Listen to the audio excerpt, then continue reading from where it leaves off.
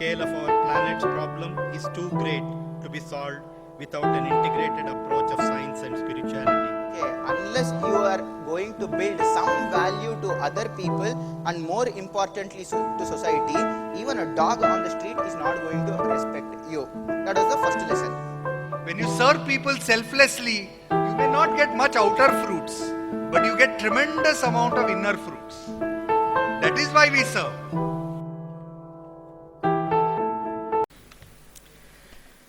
Good morning to all of you.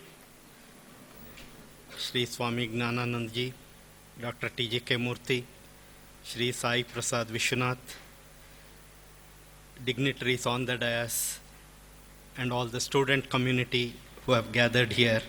I feel it's a matter of great privilege and honor to be here to address you on the occasion of the 16th Foundation Day of this unique institute.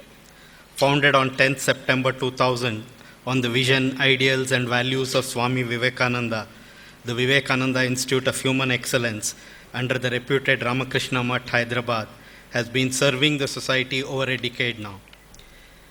By conducting various courses, seminars and programs on character development and personality building for the youth primarily, as well as for people from all walks of life. The aim of the Institute has been to instill faith in oneself and impart nobler values of life and life-giving strength to raise individuals to higher levels of strength and felicity with spiritual, moral, ethical, and eternal values of personality development and human excellence. It's indeed a matter of pride for the Institute that since its inception, more than what we have heard already, 12 lakh students have benefited from the training and guidance provided to them. The Institute has been conducting a wide range of programs such as communication skills, mind management techniques, yogasanas, joy of meditation, theory and practice, personality development, steps to build self-confidence. This has been imparted to doctors, nurses, engineers, government and corporate employees, rural groups, and so on.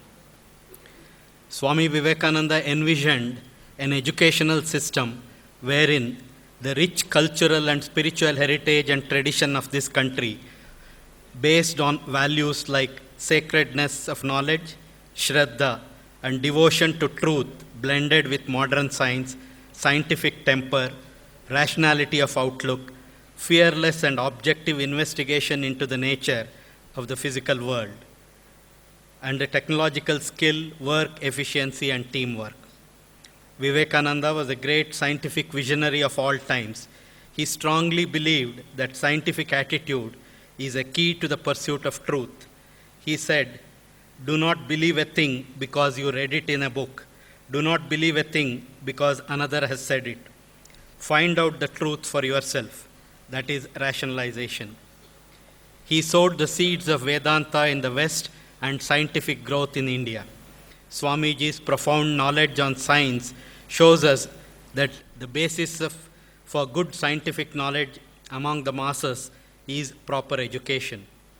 Nearly 100 years ago, Swami Vivekananda showed the close connection between culture and education. Wherever there is great culture, you will find behind it a highly developed system of education.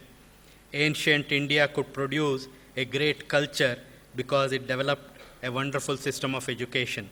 According to Swami Vivekananda, the basic purpose of education is the total development of human personality, which this institution has taken up in right earnest. He said, "To me, the essence of education is the concentration of mind, not just collection of facts." Swami Vivekananda believed education is the process by which these inherent potentialities in human personality manifest themselves in completing his or her vital development. This total development of human personality includes intellectual, moral development. Most of the present-day schools and college curriculum only aim at intellectual development. Swamiji laid emphasis on the environment at home and school for the growth of the child. Swamiji recommended the old institution of Gurukula, living with the preceptor, and similar systems for the purpose. In such systems, the students can have the ideal character of the teacher constantly before them, which serves as the role model to follow. According to him, the culture values of the country should form an integral part of the curriculum of education. The culture of India has its roots in her spiritual values. The time-tested Indian values are to be imbibed in the thoughts and lives of the students to keep the perennial flow of our spiritual values into the world culture. Scientific quest exists everywhere at every moment. We human beings want to inquire into our surroundings, into what is happening within and around us. We want to observe in order to find out. We were inquiring into why the sky is blue, why the sun rises and sets, why trees grow, why there are so many species around us, why eclipses occur, and all that much before any technology came into being. In a layman's view, science and spirituality, both aimed at finding the ultimate truth, appear to be contradicting in their principles. Just as there have been great scientists like Einstein, Newton, Galileo, Darwin, and so on, there have also been great spiritual teachers. People respect those great spiritual teachers because they came upon a certain state of consciousness which was one of love and compassion. Scientific quest and spiritual quest have been in existence since time immemorial and have been the two great quests of humanity. Science, based on reasoning and logic, believes that truth is known with the help of material investigations. Spirituality, on the other hand, claims that the truth lies within. In other words, spirituality is the science of consciousness, involving mind, body, and spirit relationship.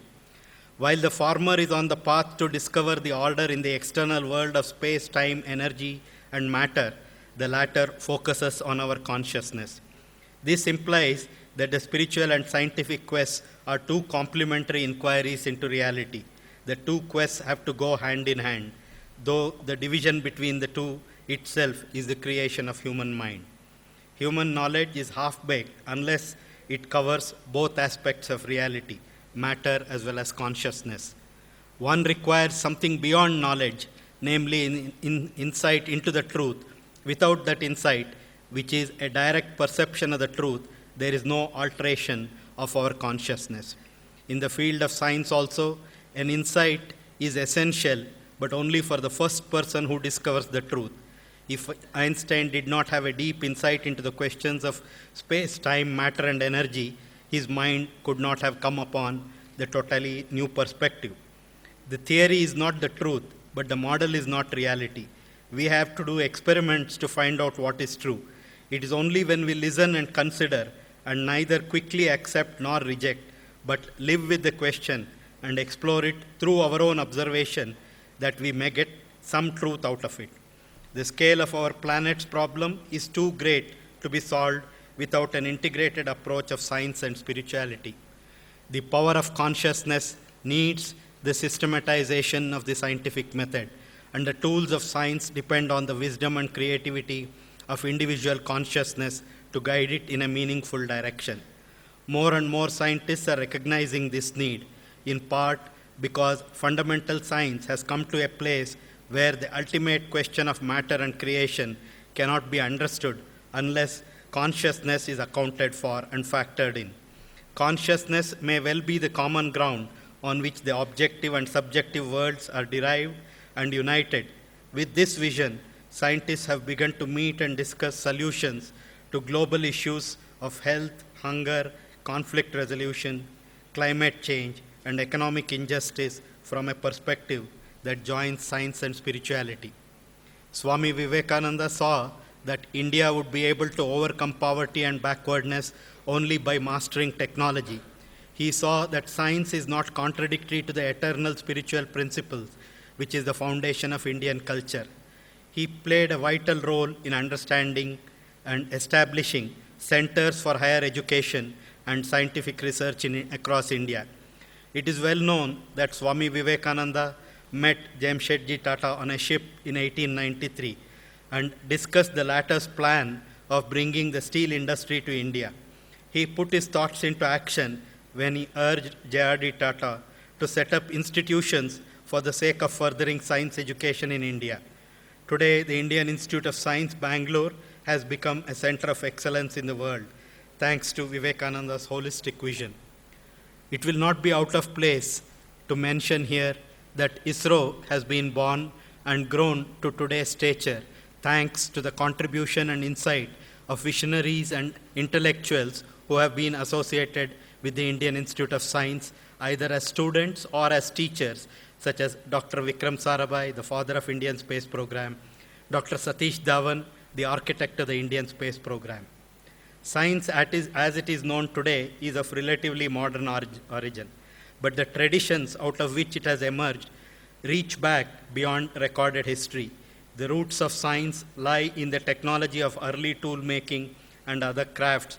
While scientific theory was once a part of philosophy and religion, it has evolved over many centuries and has now come to be described in the form of well-recognized and well-defined series of steps. Modern science holds out a number of promises as well as a number of problems. In the foreseeable future, researchers may solve the riddle of life and create life itself in a test tube. Most of the currently known diseases may be brought under control, while many new ones may emerge. Science and technology is also working towards the control over environment. Example, dispersing the hurricanes before they can endanger life or property. New sources of energy are being developed, and these, together with the capacity to manipulate alien environment, may make life possible on the moon or other planets. Since the advent of industrial revolution, scientific and technological developments have profoundly impacted humanity as a whole. Modern means of transport, communication, and production of medical, biological, and genetic sciences, new materials, nuclear technology, space research, digital technology have transformed human life beyond recognition. Similarly, new means of production and transmission of energy have intruded into every sphere of our life, from cooking to washing, to shopping to entertainment, to production to transportation and communication. The pace of transformation continues unabated at an ever-increasing rapidity. Innovations and technology have become the hallmarks of modern society. While humanity needs consumer goods, the impact of these products or the production processes can have on the ecology has to be reduced. To save the environment, humanity can no longer continue to increase its consumption of goods, and this should therefore not be encouraged. We are in a situation where the planet's ecology is not coping with the pollution because of a huge continuously increasing consumer demand. This excessive demand for consumer products has created most of the current environmental imbalances. It is not surprising with these unprecedented technological advances, there is growing tendency to underestimate the wisdom of our ancestors and their lifestyle as primitive and unscientific. Widely accepted contemporary scientific theories, discoveries, and inventions addressing fundamental issues of life and existence constitute the basis of modern scientific explanation. Living harmoniously with nature, our ancestral culture left little negative impact on the environment. Modern societies, on the contrary, act completely otherwise.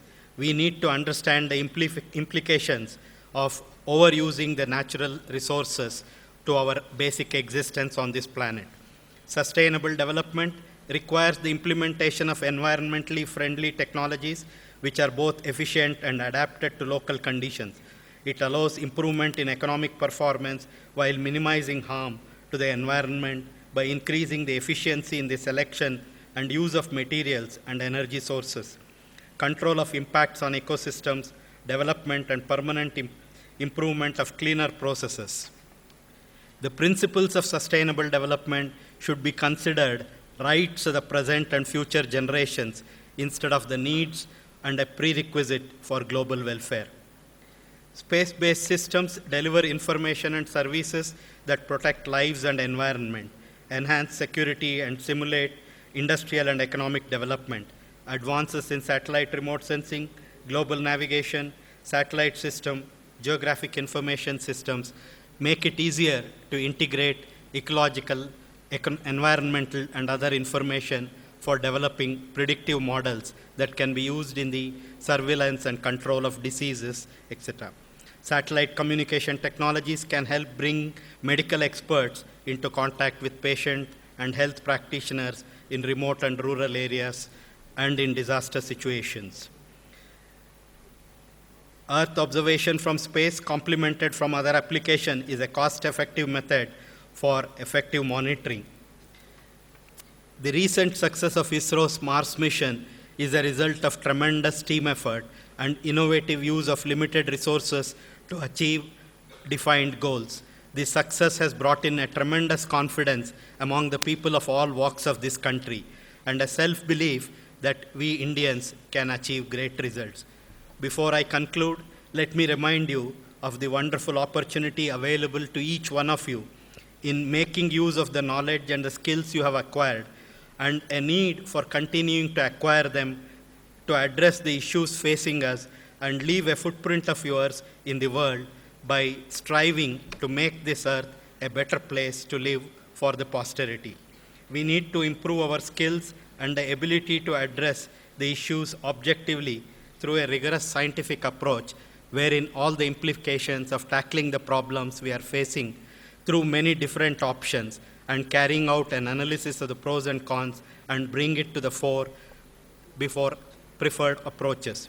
The following quotes of Swami Vivekananda, I believe, has been aimed at the youth of this country who has the capabilities to take our beloved country to greater heights in terms of overall development. Take up one idea, make that one idea your life, think of it, dream of it, live on that idea, let the brain, muscles, nerves, every part of your body be full of that idea, and just leave every other idea alone. This is the way to success. Arise, awake, and stop not until the goal is reached. I am sure in the years to come, this unique institution of academic excellence and human development would continue to strive and reach greater heights. Thank you very much.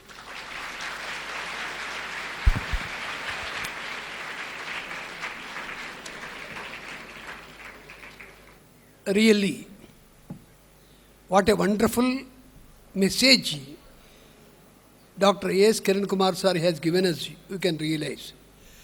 In short, it is a small Bhagavad Gita for the engineering students to follow in their lives.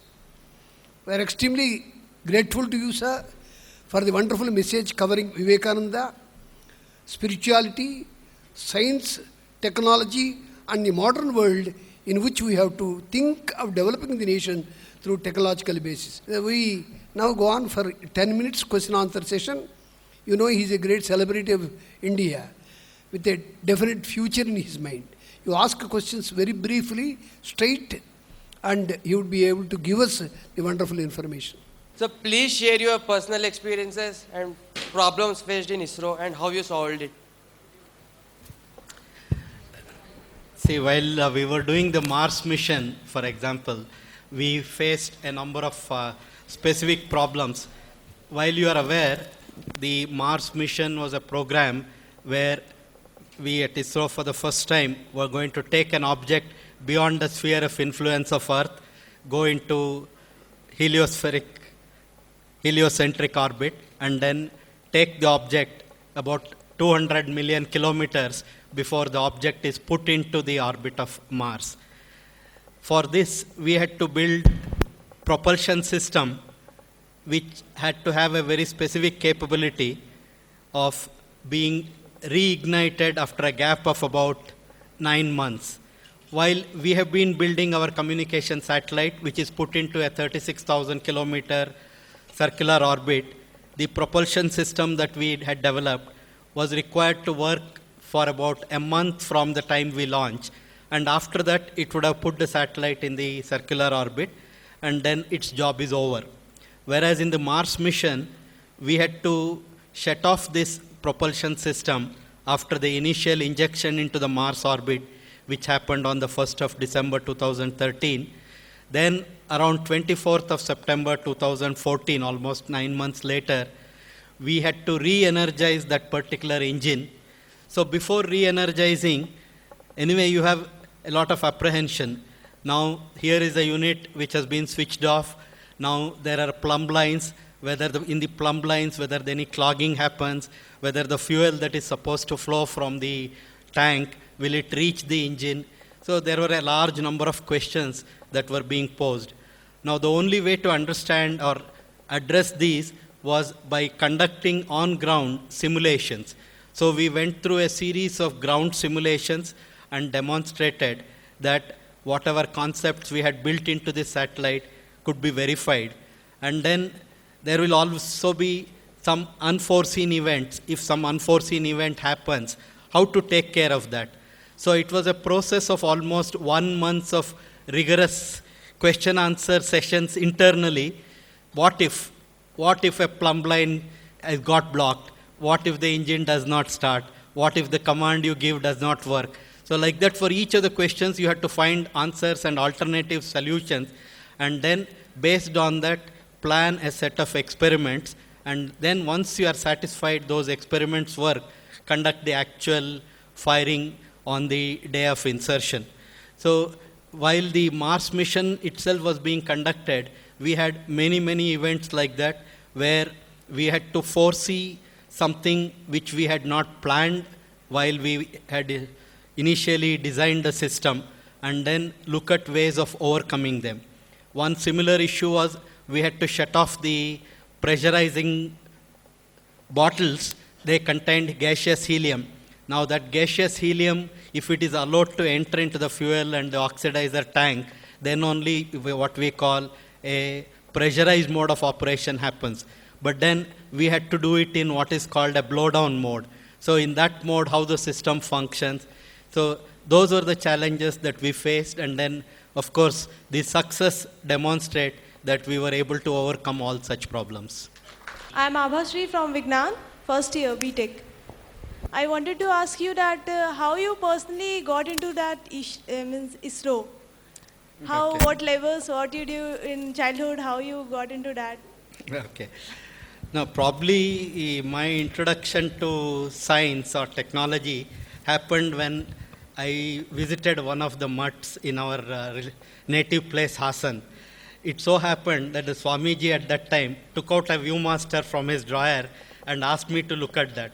See, as a child, you are seeing in the Viewmaster a three-dimensional view of objects. That was my first exposure to technological event. And it so happened that later when we designed our stereo imaging system, Cartosat 1, with which today we are providing to the country a digital elevation model for the entire country, it was in a way, you can say, fulfillment of that particular exercise where for the first time I could see using a Viewmaster a three-dimensional rendition of objects. That apart, of course, I started initially for a career in medicine. In pre-university, I was doing PCB actually, physics, chemistry, biology. It so happened that when I completed my pre-university, I had, of course, got the highest marks in the university, but for entrance to medicine, I was running short by 22 days. At that time, the requirement was, unless you complete 16 years, you will not get entrance to medicine. So because I was born on 22nd October, so 22 days short was there. So I could not get admission to medicine at that point. But then in the Bangalore University, there was a physics honors course which was being started, and I had a dream of studying in National College, so I went and joined that course, and there I had the interaction with Professor H. Narasimhaya, who is a legendary person, and through his influence, my entire outlook changed, and then I got more and more interested in physics. I did my physics honors under him that time. Then later in the Indian Institute of Science, we had the privilege of working with people like Dr. Dikshitulu, who had innovatively made use of a old lathe machine, converted them into a drum scanner, which scanned X-ray films, converted into digital signals, and we did digital processing way back in 75, and then converted them back into films, which could be used by doctors for understanding the intricacies of X-ray films. You can imagine a poorly developed X-ray film is not able to bring out, and if you want to take that film again, you have to expose the patient for another dosage. Whereas such image processing techniques could avoid that, and bring to the doctors capability of technology.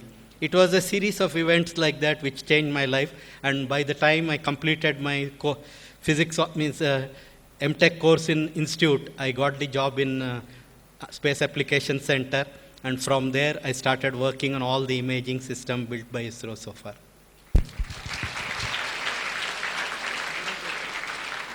Good morning, sir. I'm Nihal Tiwari, pursuing third years of civil engineering. Sir, after successful launch of GSLV Mk3 last year, when ISRO is planning astronauts in space, so after Mangalyaan, after seeing hitting world headlines, every Indian is filled with pride, and we want to see next step. We want to see astronauts in space who are carrying Indian flags. Sir. Yeah, your desire and wish is good, but at the same time, we also have to have our priorities right. We still have a lot of actually capability to build within this country for bringing in fruits of space technology, making more communication, disaster, surveillance, Earth observation. A lot more set of activities are there. And at the same time, it is for the country to decide when it should embark upon humans in space activity. Of course, we are doing the background work of developing certain critical technologies, like you saw the crew module being put into orbit last year, and then we are also working on environmental control of such crew modules and how to make sure that humans can survive inside that. While we are doing all the critical technology development, we need to wait for the nation to decide when we want to put man in space. So good morning, sir. I'm Vishwani from JNTU Hyderabad, studying second year engineering. Sir, have you ever faced a situation or a problem like you just wanted to quit it, and how you have overcome that problem? Okay, I think so far I can say I have never faced a situation where I have thought I should quit.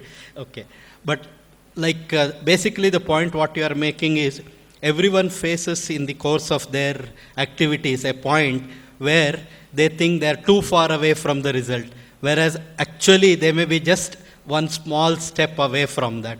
So you should never give up, because at that point you really do not know how close you are to the solution. So one of the key things to understand is never give up.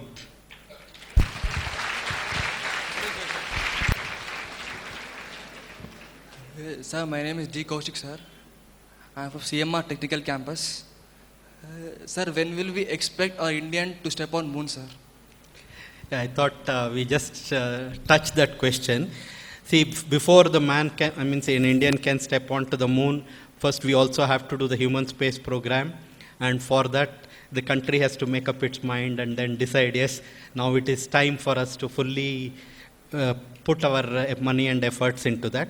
At this point of time, our priorities are still ensuring that the space technology provides the various requirements of the country in terms of Earth observation, communication, surveillance, and other activities. And critical technologies in the background we continue to develop, and we wait for the actual decision from the government and the country. When it tells, okay, so start doing work on this, we'll start. Good morning, sir. My name is Akshita of BTech second year. My question is that, how was your personal experience when Mangalyaan was succeeded? Because India was the first to reach the planet Mars. So what was your personal feeling about this? Yeah, one thing we need to understand is, what we had done is, of course, we were going into this Mars mission much later than many other countries. So we had also significantly gone through the available literature to understand the kind of problems they had faced, and in designing our systems, how we can overcome many of those problems which they had faced. So from that point of view, we were definitely very confident that we will be able to succeed. But notwithstanding that, until the actual event happens, there will always be a question mark whether what you have done is going to work or not. So that kind of an apprehension is there. It is more like an expectant parent.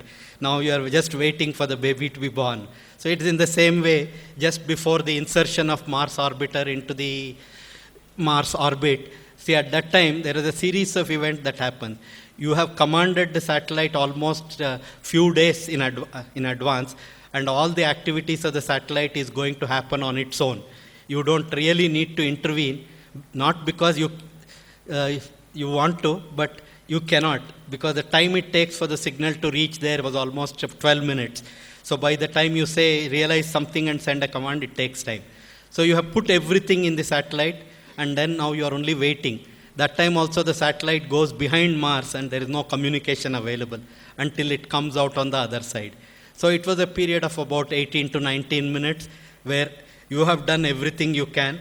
You don't know whether the end result is going to be successful or not. So that was an apprehensive moment.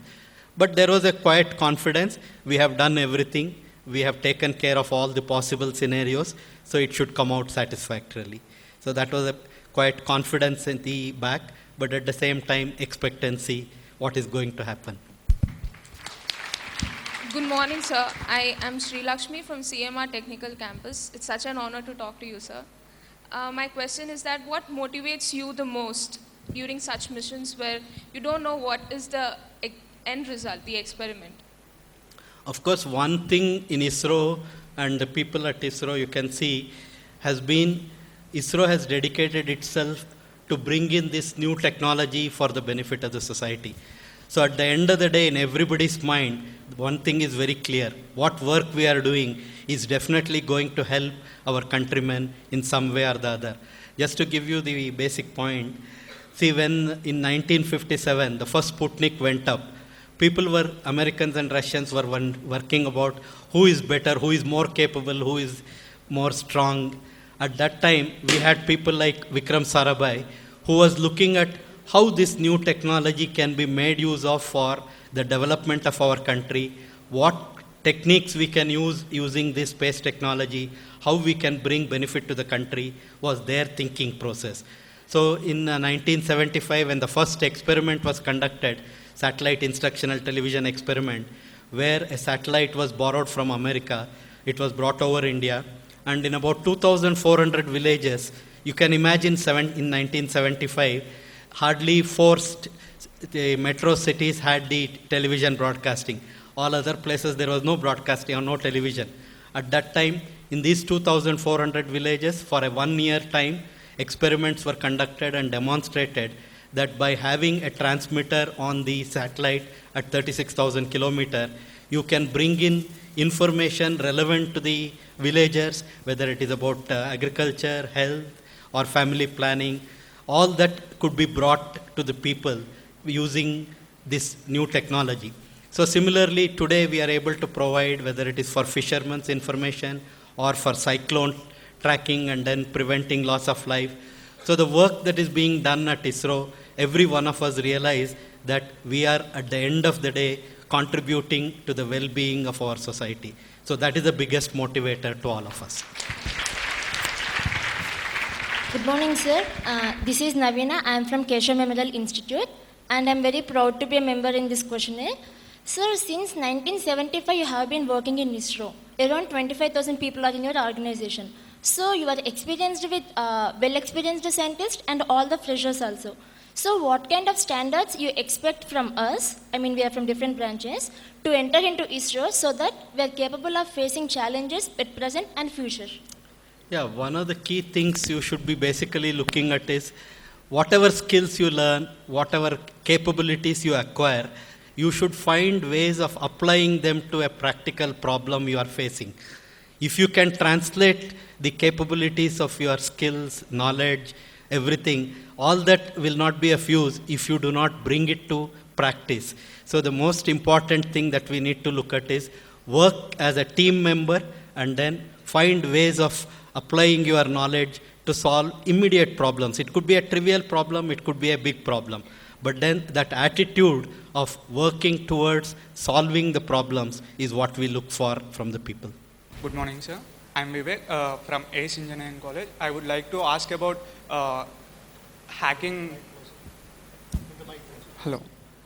Chinese people had hacked our site, right? Is that insecure our site?